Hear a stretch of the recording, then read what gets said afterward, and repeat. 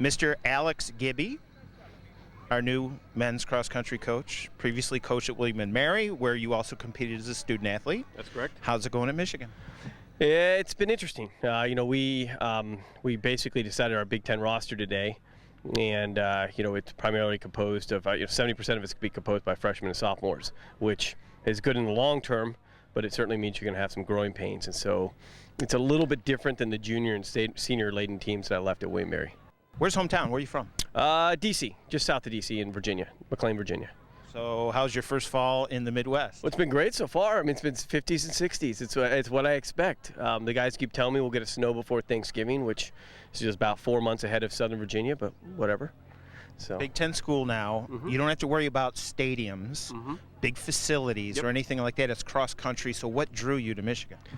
The combination of academics and athletics. I really do think that Michigan's the flagship school of the Midwest. You look at what Michigan does well in the classroom. I mean, probably arguably the second best public school in the country. You've got phenomenal grad programs on top of that, and then you see the facilities like Yost or the Big House. It could be the Adidas deal. I mean, everything Michigan does, it does well, and that combination of athletics and academics, especially for distance runners, is going to be probably, regardless of the facilities, probably the most attractive component. I think this is a place where you can really build a phenomenal distance program. And how do you do that, sir?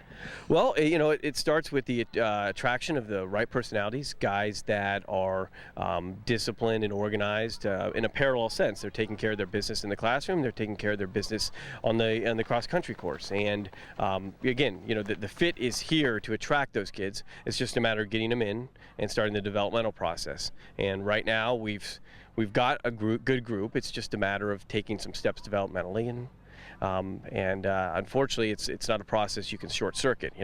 A distance runner is built in really months in the short term and probably years in the long term, as opposed to days and weeks.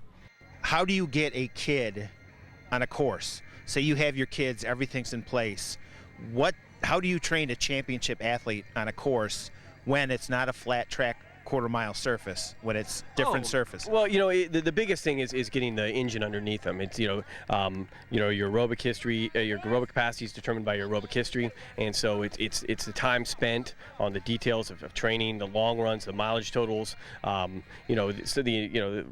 the relative intensities, and honestly, when you get the individual fit, you turn it over to them. I mean, it's first and foremost, you got to attract that type A personality in the recruiting process, the guy that can't stand the alternative of not being good.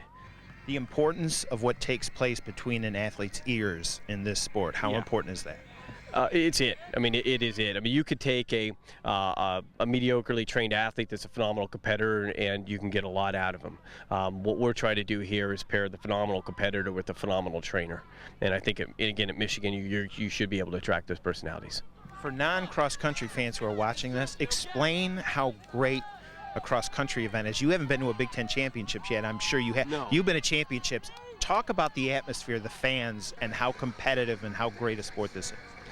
Well, so part of me appreciates the lower perspective probably cross country has on the collegiate scene a little bit, because you go out to meets and the fans tend to be grouped around certain aspects, and you can kind of get out and communicate with your athletes. But you get to an event like the Big Tens, or particularly the NCAA championships, where you have 12,000 people out there lining the course for the entirety of 10,000 meters.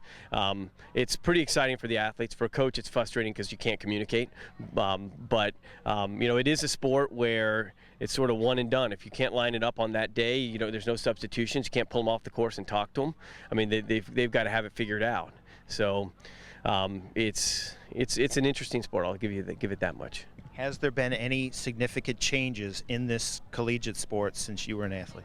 Absolutely. I mean, it's just the depth of competition for both the top and, if you go down a couple iterations, I mean, the depth of the sport is just phenomenal. What was good in the late 80s and early 90s is simply average these days. And there's a multitude of reasons for that, but primarily because distance running in the U.S. over the last 2 decades has gotten significantly better, from the top national level, the international level, all the way to probably age group running. Welcome to Michigan. Thank you.